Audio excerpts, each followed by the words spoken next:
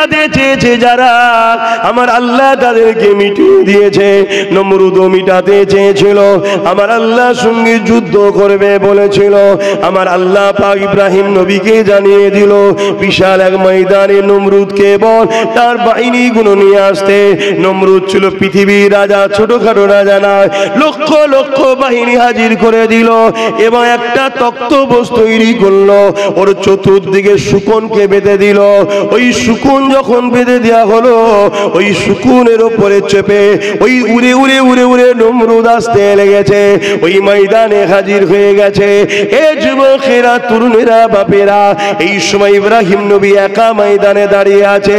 এমন করে নমরুদ বলতে লেগেছে, এই ইব্রাহিম রে, তোমার আল্লাহ ভয় খেয়ে গেছে, কই আমার মোকাবেলায় সৈন্য পাঠাইনি কেন? ইব্রাহিম নবী বলছে, দাঁড়াও আসবে, দাঁড়াও আসবে, দাঁড়াও আসবে। হঠাৎ করে একটা বিশাল গুনগুন গুনগুন করে আওয়াজ আসতে লেগেছে। নমরুদ আসমানের দিকে তাকিয়ে দেখতে লেগেছে, বিশাল একটা কালো মেঘলা টুকরো নিয়ে আসতে লেগেছে। যত কাছে আসে আওয়াজ খানা বাড়তে লেগেছে। পৃথিবীর রাজাকে মিটাবার জন্য আমার আল্লাহ সৈন্য পাঠিয়েছে। কাকে পাঠিয়েছে? সব থেকে ক্ষুদ্র একটা জাতি মশা, ওই মশাকে পাঠিয়ে দিয়ে এই যুবকেরা, তরুণেরা, পৃথিবীর রাজাকে আল্লাহ মিটিয়ে দিয়ে দুনিয়াকে প্রমাণ করে দিয়েছে, আমি আল্লাহ তোকে ক্ষমতা দিয়ে আবার কেড়ে নিতে পারি। আমি আল্লাহ তোকে বানিয়েছি আমার হয়ে থাক, আমার দাসত্ব কর, আমার কাছে মাথা নত কর। আমি আল্লাহ আমার দিকে দূরে সরে আস না রে। আমি আল্লাহ ছাড় দিয়েছি, ছেড়ে কিন্তু দিইনি। পৃথিবীর রাজাকে মারার জন্য আমি আল্লাহ আমার জন্য হাতি পাঠাতে, বাঘ পাঠাতে লাগে না, আমি ক্ষুদ্র মশা দিয়ে পাঠিয়ে প্রমাণ করে দিলাম পৃথিবীর রাজা আমার এই মশার মতো ছোট মখলুকাতের সঙ্গেও মোকাবেলা করতে পারে না। আরো জোরে বলুন সুবহান, আরো জোরে বলুন সুবহান। নমরুদ যখন দেখলো আব্বা জান ইব্রাহিম আলাইহিস সালাম মানুষকে সঠিক পথে নিয়ে আসতে লেগেছে, এক আল্লাহ দাসত্ব করাতে লেগেছে, ইনসাফ প্রতিষ্ঠিত করতে লেগেছে, ইনসানিয়াত প্রতিষ্ঠিত করতে লেগেছে, গরিবের হকের কথা বলতে লেগেছে, ওই সময় নমরুদ আমার ইব্রাহিম নবীকে বিভিন্ন দিক দিয়ে রুকার চেষ্টা করতে লেগেছে। ইব্রাহিম নবীকে নমরুদ বলে দিল, ইব্রাহিম রে, আমি তো খোদা, আবার খোদা দ্বিতীয় কে আছে? আমার ইব্রাহিম নবী বলেছিলেন, এ নমরুদ শুনে রেখে দে, খোদা তো তিনি যিনি সূর্য তোলে চাঁদকে ডুবায়, চাঁদকে তোলে সূর্য ডুবায়, তিনি হলেন আল্লাহ। পূব থেকে সূর্য উঠায় আর পশ্চিমে অস্ত্র যায়।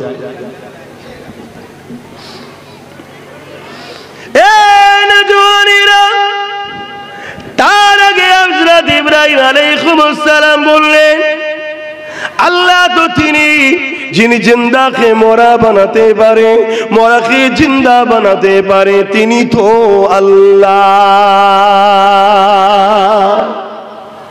এই কথাটা শুনে নমরুদ অট্ট হাসি হেসে বলল, এটা তো আমিও পারি।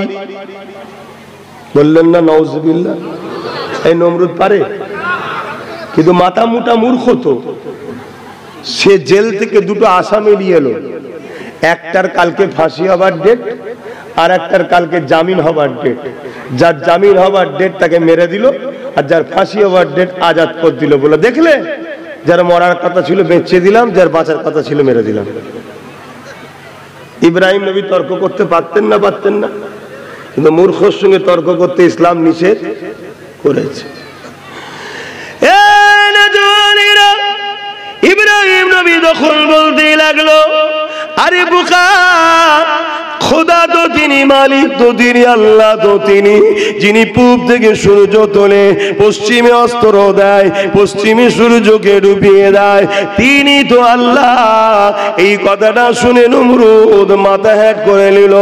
নমরুদের সাঙ্গ ভঙ্গ যারা ছিল অট্টহাসি হাসল। নমরুদ রেগে গেল। এই রেগে যাওয়ার পরে নমরুদ বলতে লাগলো, বিশাল আগুনের কুণ্ড তৈরি করো, ইব্রাহিমকে আগুনের মধ্যে ফেলে দেওয়া হয়। হবে। যখন জালিমরা পারে না তখন গায়ে জোর দেখাতে লাগে। আজকের দিনেও জালিম যারা রয়েছে এরা যখন আমাদের সঙ্গে তর্কতে যুক্তিতে দলিলে কথাতে পারে না তখন এরা কি করে ক্ষমতার জোর দেখাতে চায়। এরা তখন পাহাড়ের জোর দেখাতে চায়। ওই পাহাড়ের জোর দেখিয়ে দিয়ে নিরীহ মানুষগুলোর উপরে জুলুম করে, তাদেরকে হুমকি দেয়, চুমকি দেয়, পুলিশের ভয় দেখায়, মার্ডারের ভয় দেখায়। এই যুবকেরা, তরুণেরা, এটা তো নমরুদের খসলো। ইব্রাহিম নবী চুপ করে দাঁড়িয়ে রইল। নমরুদ বিশাল আগুন তৈরি করে ফেললো। ওই আগুন তৈরি করে ওই আগুনটা জ্বালিয়ে দেওয়া হলো।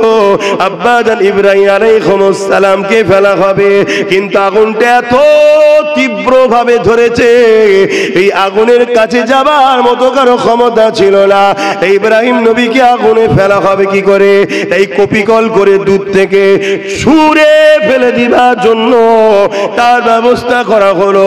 ওই সময় হযরত জিবরাইল আলাইহিস সালাম চলে এলে ওই কপিকলকে ধরে ফেলে বলতে লাগলেন, ইব্রাহিম রে, আপনি কি জানেন নমরুদ আপনাকে আগুনে ফেলতে লেগেছে? ইব্রাহিম নবী বলছে, হ্যাঁ জানি, তবে আপনি আমাকে এখন ডিস্টার্ব করবেন না, আপনি যান। হযরত ইব্রাহিম আলাইহিস সালামকে হযরত জিবরাইল বলেছিলেন, ও হযরত ইব্রাহিম, আপনি যদি বলেন আমি আমার ডানা ঝাপটা দিয়ে এদেরকে এখান থেকে নিশ্চিহ্ন করে দেব। আব্বা জান ইব্রাহিম আলাইহিস সালাম কি বলেছিলেন শোনে, বাপের বেটা দাবি করলে শুধু হয় না, আমার তোমার আব্বা কি বলেছিলেন? হযরত জিবরাইল, এখন কঠিন পরীক্ষা আল্লাহ নিতে লেগেছে। আমি ইব্রাহিম আল্লাহকে ভালোবাসি, এই পরীক্ষা আল্লাহ নিতে লেগেছে। এই জিবরাইল রে, চলে যান, চলে যান। আমি ইব্রাহিম আমার আল্লাহর ভালোবাসায় একবার নয় আবার যদি বাঁচি, আবার যদি দেয়, 1000 বার যদি আল্লাহর জন্য আগুনে পুড়ে ছাই হতে হয়, আমি ইব্রাহিম তথাপি অন্য কারো সাহায্য নেব না। আরো জোরে বলুন সুবহান।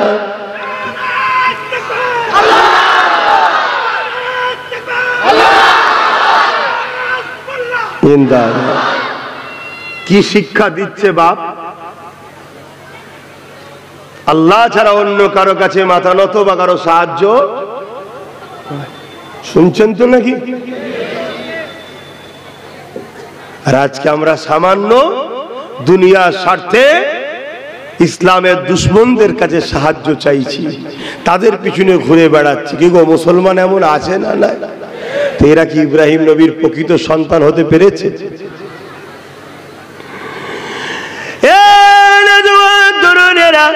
আল্লাহ খুশি হয়ে গেলেন। আল্লাহ আগুনকে বলে দিল, এ আগুন আমার ইব্রাহিমের জন্য ফুলের বাগান হয়ে যায়। আগুন ফুলের বাগান হয়ে গেল। ইব্রাহিম নবী যখনই পড়ল ওই ফুলের বাগানের মধ্যে ইব্রাহিম নবী ঘুরতে লাগলো। ইব্রাহিম নবীকে আল্লাহ ওখানে রেজেক দিতে লাগলো। কয়েকদিন যাবার পর ওই আগুনগুলো যখন বন্ধ করে দেওয়া হয়, ওই সময় দেখা যায় ইব্রাহিম আলাইহিস সালামের একটা পশম পর্যন্ত আগুনে পুরাতে পারে না। এই দেখে হাজার হাজার মানুষ নমরুদের ভয় ছেড়ে দিয়ে ইব্রাহিম নবীর কদমে এসে ঈমানের কালেমা পড়ে নিল। জোরে বলুন সুবহানাল্লাহ। তাহলে ইসলামে উপরে আর ইসলামের মান্যওয়ালা নবীদের উপরে জুলুম যুগে যুগে হয়েছে না হয়নি? তাহলে আমাদের উপরে হবে না হবে না? কথা বলছে না তো? আমাদের উপরেও হবে। আল্লাহকে যদি ভালোবাসেন, জুলুম যতই হোক মজবুত হয়ে থাকতে হবে না হবে না?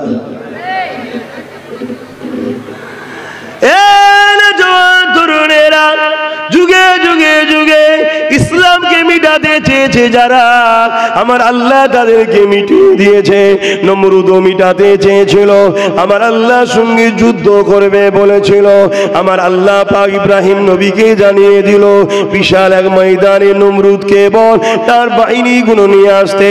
নমরুদ ছিল পৃথিবীর রাজা, ছোটখাটো রাজা নয়, লক্ষ লক্ষ বাহিনী হাজির করে দিল এবং একটা তক্তপোষ তৈরি করলো।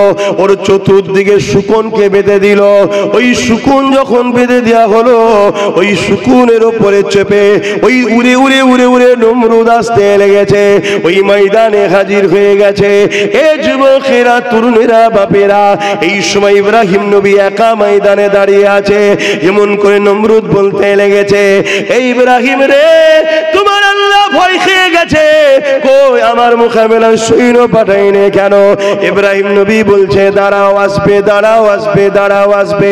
হঠাৎ করে একটা বিশাল গুনগুন গুনগুন করে আওয়াজ আসতে লেগেছে। নমরুদ আসমানের দিকে তাকিয়ে দেখতে লেগেছে, বিশাল একটা কালো মেঘলা টুকরো নিয়ে আসতে লেগেছে। যত কাছে আসে আওয়াজ খানা বাড়তে লেগেছে। পৃথিবীর রাজাকে মিটাবার জন্য আমার আল্লাহ সৈন্য পাঠিয়েছে। কাকে পাঠিয়েছে?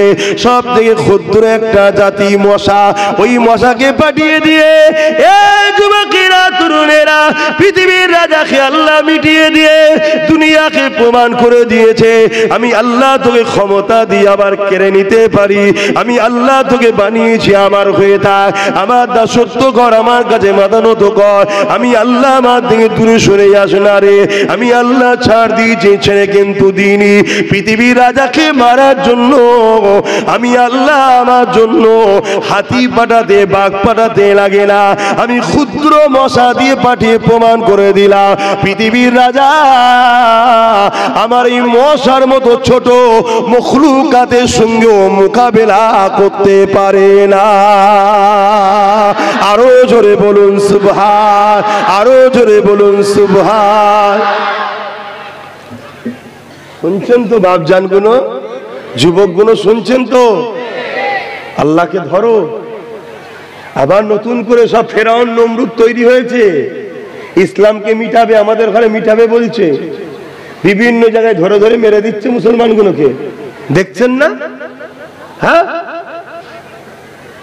এই জায়গায় আল্লাহর সাহায্য যদি হয়, কেউ মিটাতে পারবে?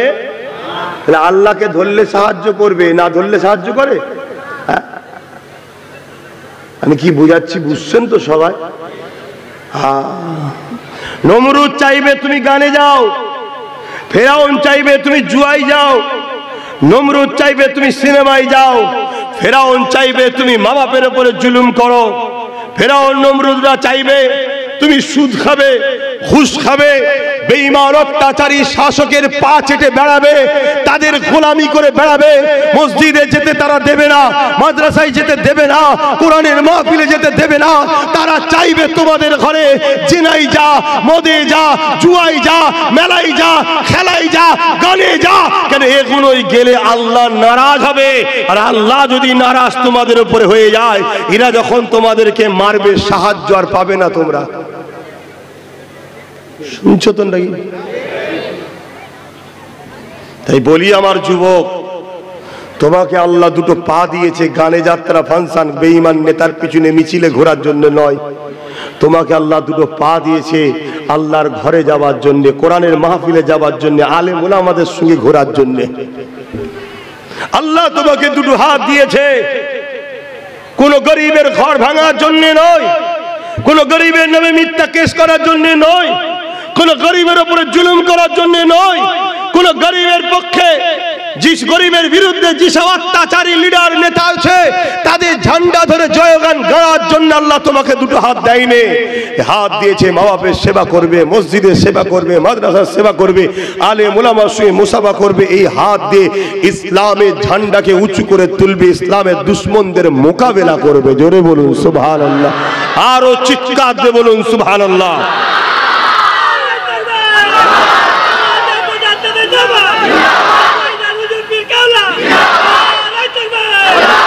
ভাইরা আমার, খুব মন দিয়ে বোঝেন, আল্লাহ ছাড় দিয়েছে, ছেড়ে দেয়নি। পাপ যখন মাথায় উঠে যাবে না, তখন আল্লাহর পক্ষ থেকে আযাব আসবে। শুনছেন তো নাকি? কিন্তু আল্লাহ পাক এই ইসলামকে তিনি হিফাজত করেছেন, আজও করছেন, আগামীতেও করবেন। ইসলাম ততদিন পর্যন্ত থাকবে যতদিন আল্লাহ কিয়ামত না ঘোষণা করবে। জোরে বলুন সুবহানাল্লাহ। তারপরে ইসলামকে আল্লাহ তুলে নেবে। তার মানে ইসলামের অনুসারীকে আল্লাহ উঠিয়ে নেবে। বাপেরা, নওজোয়ান তরুণেরা এইভাবে যুগে যুগে যুগে ইসলামের বিরুদ্ধে, কোরআনের বিরুদ্ধে, আল্লাহর বিরুদ্ধে, এমন করে নবী আলাইহিস সালামের বিরুদ্ধে জালিম অত্যাচারীরা শাসকেরা রেগেছিল। এ যুবকেরা, তরুণেরা, বাপেরা, আমার নবী পাক যখন ন্যায়ের কথা বলল, আমার নবী পাক যখন ইসলামের কথা বলল, আমার নবী পাক যখন কোরআনের কথা বলল, আমার নবী পাক যখন আল্লাহ সৃষ্টিকে বাঁচাবার কথা বলল, আল্লাহ নবী যখন গরিবের হকের কথা বলল, নারীদের উপরে জুলুম বন্ধ করার কথা বলল, এক কথাই পৃথিবীর জমিনে ইসলামের কথা নবী যখন বলল, ওই সময় তৎকালীন মক্কা জমিনে যে শাসক ছিল আবু জেহেল, উতবা, সাইবা, আবু লাহাব, এরা আমার নবী পাকের বিরুদ্ধে লেগে গেল। আল্লাহ নবী যখন সিজদায় পড়ত, নবী পাকের পিঠে পচা দুম্বার ভুঁড়ি দিয়ে আল্লাহ নবীকে কষ্ট দিত। নবী পাকের জন্য কুয়া করে নবী পাককে ফেলে মাটি চাপা দিবার পরিকল্পনাও করেছে। আল্লাহ নবীর রাস্তাতে কাটা বিছিয়ে দিত। আল্লাহ নবীর মাহফিলে কেউ গেলে তাদেরকে মৃত্যুদণ্ডের হুমকি দিত। এ যুবকেরা, তরুণীরা, বাপেরা, আজও বিশ্বের জমিনে সেই নবীর ইসলামের পক্ষে যারা কথা বলে তাদেরকেও হুমকি দেওয়া হয়। সেই নবীর ইসলামের পক্ষে যারা কথা বলে তাদের মাহফিলে গেলে জুলুম করা হয়। সেই নবীর ইসলামের পক্ষে যারা কথা বলে তাদের সঙ্গে যারা মেশে তাদেরকে অনেক রকম ভাবে ধমকানো চমকানো হয় না, হয় না? আমার আওয়াজ বুঝতে পারছো তো? মাইকের আওয়াজে তাহলে আজকে আবু জেহেল আছে না না? এই আজকে উতবা, সাইবা, আবু লাহাব আছে না না? আজকে হিন্দা আছে না নাই? মহিলা সন্ত্রাস আছে না নাই? হ্যাঁ, এটাও আছে। তারা আজকে চমকাচ্ছে, ধমকাচ্ছে। যারা হকের পক্ষে কথা বলে, গরিবের পক্ষে কথা বলে, ইনসাফের পক্ষে কথা বলে, ইনসানিয়াতের পক্ষে কথা বলে, তাদেরকেও চমকানো হচ্ছে নয়। হাজার দিক দিয়ে রুখার চেষ্টা হচ্ছে, হাজার দিক দিয়ে যে কোনো ভাবে তাদেরকে ইসলাম থেকে রুখার চেষ্টা করছে।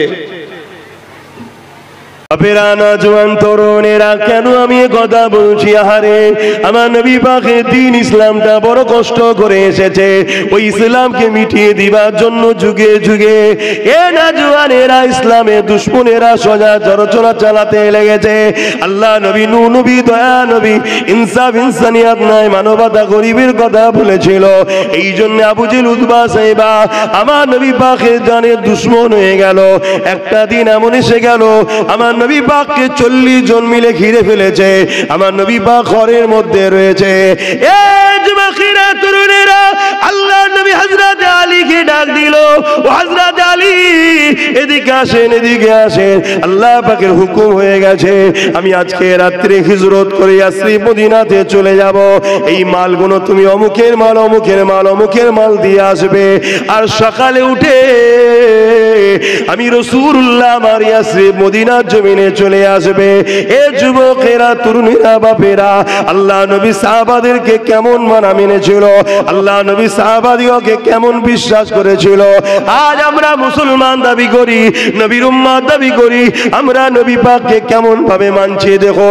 আল্লাহ নবী কি বলল? আলী রে, আমার হুজরার মধ্যে তুমি শোবে, আমার চাদরটাকে তুমি গায়ে দিয়ে শোবে, এবং আমি রাসূলুল্লাহ সকালে তুমি যখন উঠবে, এই মালটা অমুক জন দিয়েছে, এই মালটা আমার কাছে অমুক জন রেখেছে।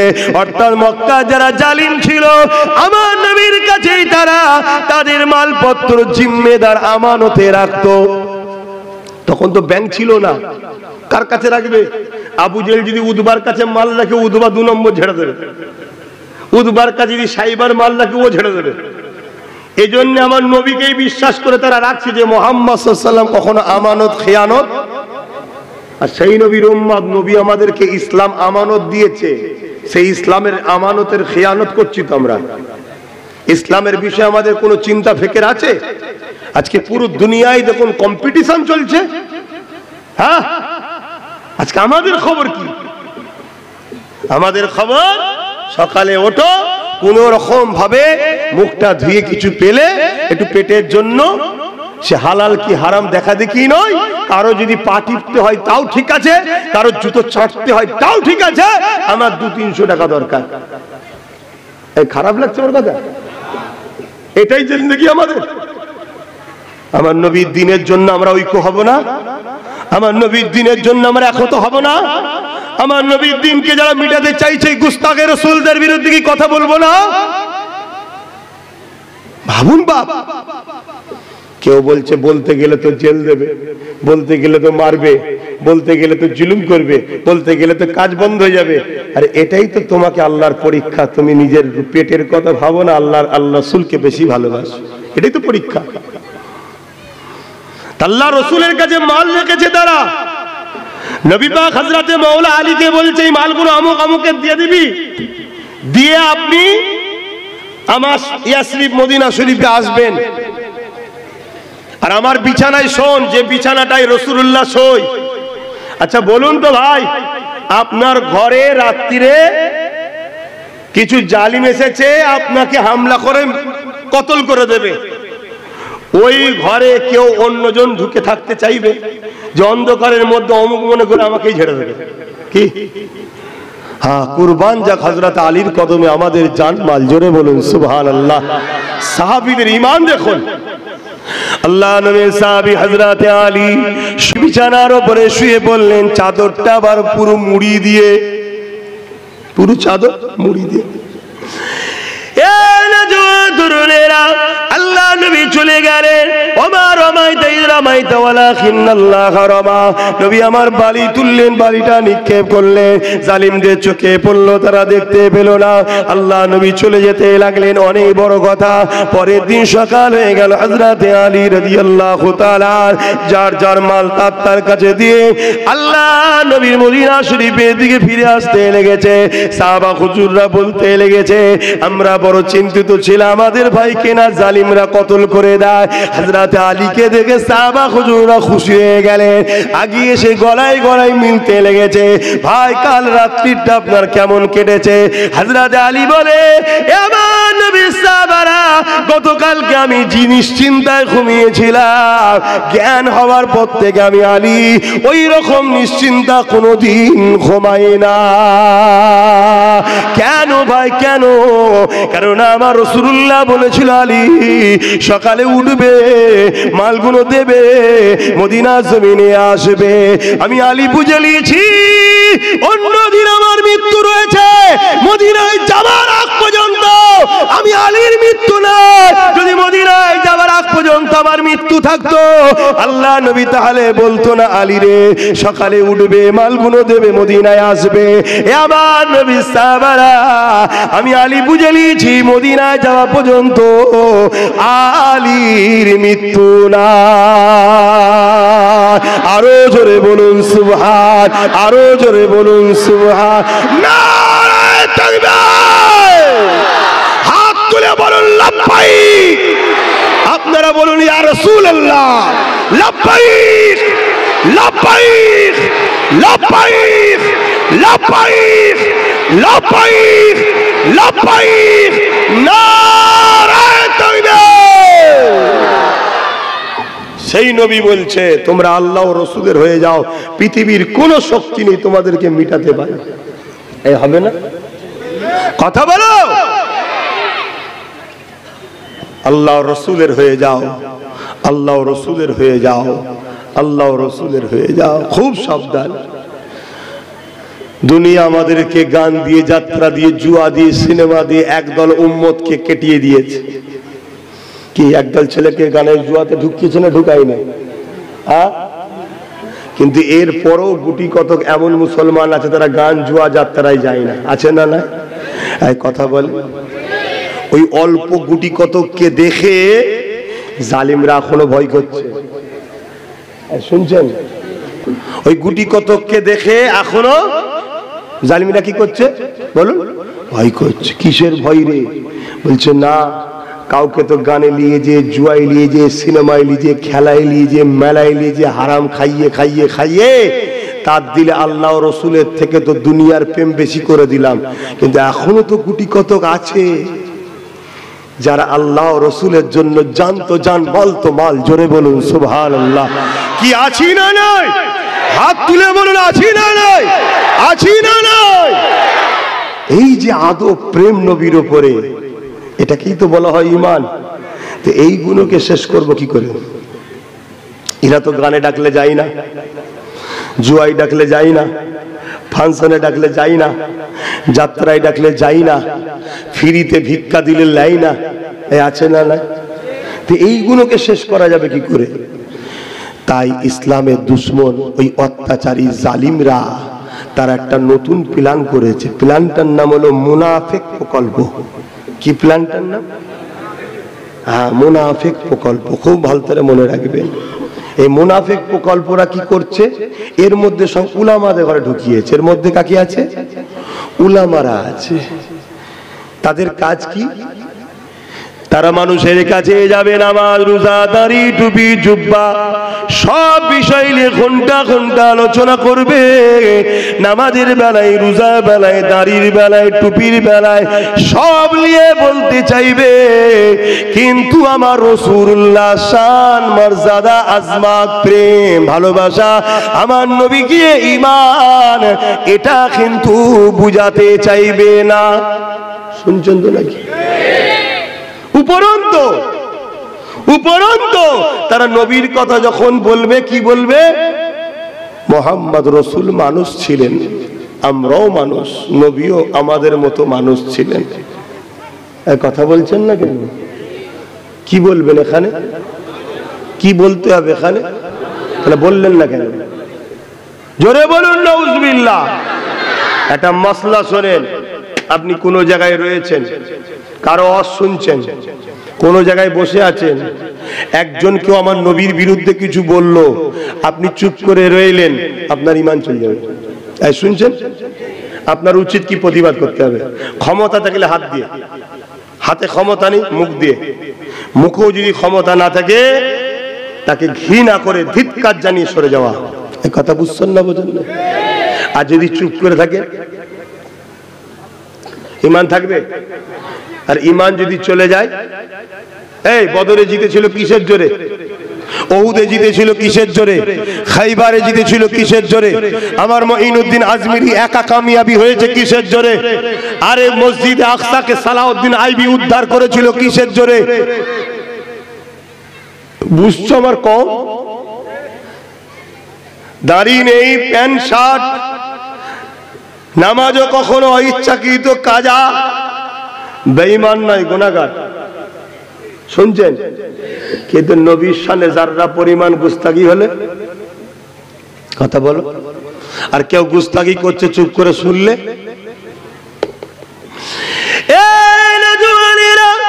এই মাসে আমার নবী মেরাজে গিয়েছিলেন, এই মাসে আল্লাহ তিনার বন্ধুকে দাওয়াত দিয়েছিলেন। আমার নবী যখন মেরাজে যাবে, আল্লাহ পাক জিবরাইলকে পাঠিয়ে দিলেন। জিবরাইল বুরাক নিয়ে চলে আসলো। আমার নবী পাক উম্মে হানির ঘরে রয়েছে। আল্লাহ নবীর কাছে জিবরাইল চলে এলেন, বুরাক রয়েছে, আরো ফেরেশতারা রয়েছে। আমার নবী পাককে ইস্তেকবাল দিয়ে নিয়ে যাবে। এ যুবকের হযরতে জিবরাইল এসে এমন সময় দেখতে লেগেছে আল্লাহ নবী ঘুমিয়ে রয়েছে। হযরতে জিবরাইল বলতে লাগলে, ও রাব্বি আল্লাহ, আপনার হাবিব ঘুমাতে লেগেছে। আমি জিবরাইল আপনার হাবিবকে কিভাবে তুলবো আল্লাহ? এ যুবকেরা, তরুণেরা ভেবে চিন্তে দেখো একবার। জিবরাইল বলছে, আল্লাহ আপনার হাবিবকে কিভাবে তুলবো? কেউ ঘুমলে তাকে তো ডেকে তুলতে হয়, কেউ ঘুমলে তার গায়ে হালকা লাড়া দিয়ে তুলতে হয়, কিন্তু জিবরাইল কি বলতে লেগেছে? আল্লাহ পাক আপনার হাবিবকে কেমন করে তুলবো? কেন জিবরাইল জানে এটা অন্য কেউ ঘুমায় না, এটা আল্লাহর বন্ধু ঘুমাচ্ছে। ইনার ডাকারও একটা আদব আছে, ওই আদবের বিখিলাফ যদি হয়ে যায় আমি জিবরাইল ধ্বংস হয়ে যাব। জিবরাইল যদি নবীর ডাকার বিষয়টাও চিন্তা করে, এ যুবক তোমাকে আমাকে রাসূলুল্লাহর ব্যাপারে কথা বলতে গেলে ভেবে বুঝে বলা দরকার আছে না নাই? আজ কিছু জাহান্নামের কুকুর আছে, বক্তা আছে, যে জালিমদের অর্থ নিয়ে শাসকের দালালি করে বেড়ায়, যারা আমার নবীকে ভিখারির বাচ্চা বলে, রাখাল বলে, আমাদের মতো মানুষ বলে মরে গেছে বলে শাফাত করতে পারবে না বলে। মনে রাখবেন এগুলো হলো জাহান্নামের কুত্তা। এরা দ্বীন ইসলাম শিখে নবীর ওয়ারিস দাবি করে, নবীর বিরোধী করে, দুনিয়ার জালিম শাসকদের টাকায় আমাদেরকে বেঈমান বানাবার জন্য এরা কন্ট্যাক্ট নিয়েছে। এদের থেকে নিজেকে দূরে রাখো, নাই মনে রাখবে ঈমান যদি চলে যায়, যত কোটি সংখ্যা হও না কেন, আল্লাহ সাহায্য পাবে না, তুমি আমি তাহলে বরবাদ হয়ে যাব। আর নবীর প্রেম আদব ঈমান যদি থাকে, এ যুবকেরা মনে রাখবে, এ নওজওয়ানেরা, এক মঈনুদ্দিন আজমিরিকে যেমন আল্লাহ সাহায্য করেছে, আমরা সেই আজমিরি হুজুরের কোটি কোটি ভালোবাসার বান্দা ও মুরিদ মুরিদনি রয়েছি, কোটি কোটি ভালোবাসার অনুসারী রয়েছি। অবশ্যই আমার আল্লাহ তিনি শাইউন কাদির, তিনি আজও আমাদেরকে সাহায্য করছে। আরো জোরে বলুন সুবহান আল্লাহ।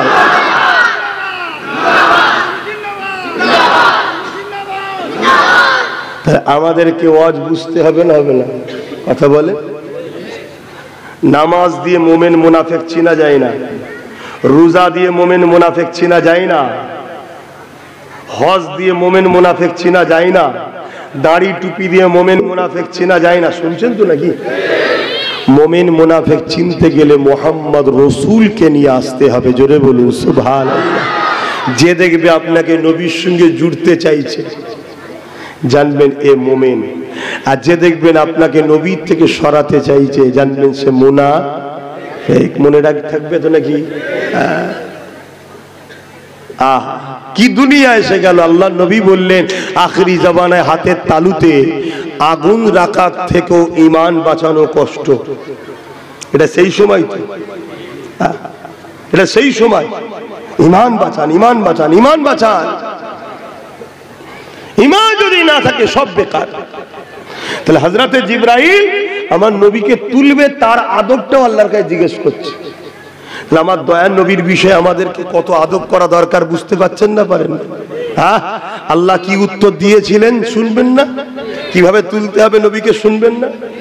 হ্যাঁ, 60 বছর, 70 বছর, 80 বছর, 90 বছর হজ করে নামাজ পড়ে নবীর যদি জুতা মুবারক বলতে অসুবিধা হয়, জানবে তোমার ঈমান গেছে। দেখতে জুতা লাগছে, কিন্তু কার পায়ে ছিল ওটা তুই ভেবেছিস একবারও? ওটা হুজুরের কদমে ছিল, তাই জুতা মুবারক হয়ে গেছে। জোরে বলুন সুবহানাল্লাহ। শুনছেন? আরে হাই রে, হাই রে, হাই রে। আজ আমার কওমের মধ্যে, আমাদের মধ্যে বক্তা সেজে, মলি সাহেব সেজে আমার নবীর শানে গুস্তাখি করে নবীর মেম্বারে বসে, আর আমরা উম্মত প্রতিবাদ করব না? কথা বলেন।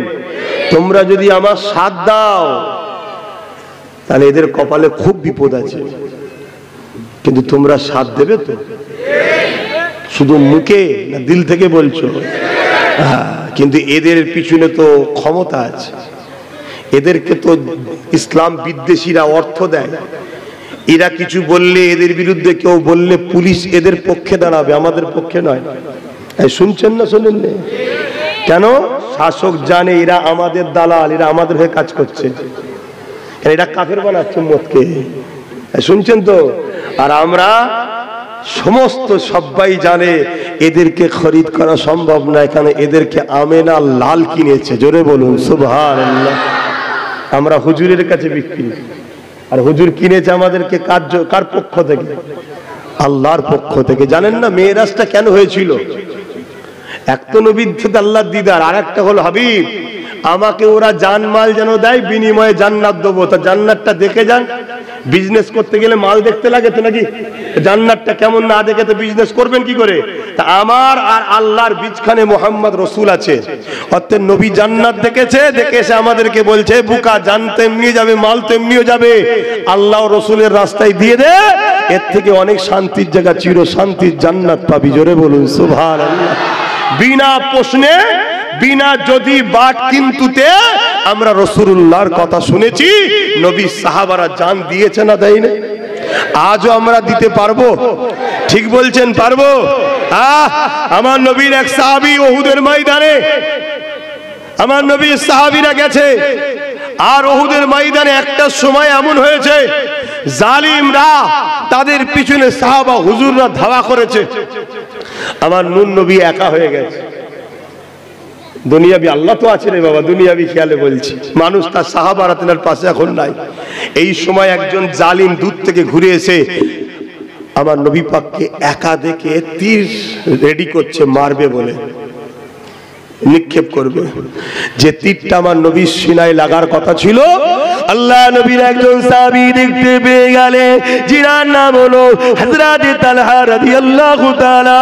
তিনি যখনই দেখতে পেয়ে গেলেন আমার নবী পাকের হাতে ঢালও নাই, কিছুই নাই, নবী পাকের দিকে জালিম তীর নিক্ষেপ করতে লেগেছে।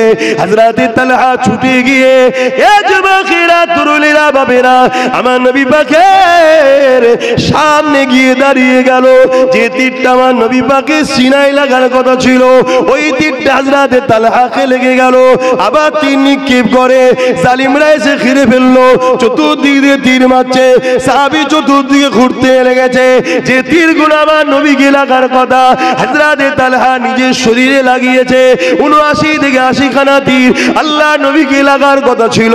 এই সাহাবী নিজেকে রাসূলুল্লাহর জন্য ঢাল বানিয়ে দিয়েছে।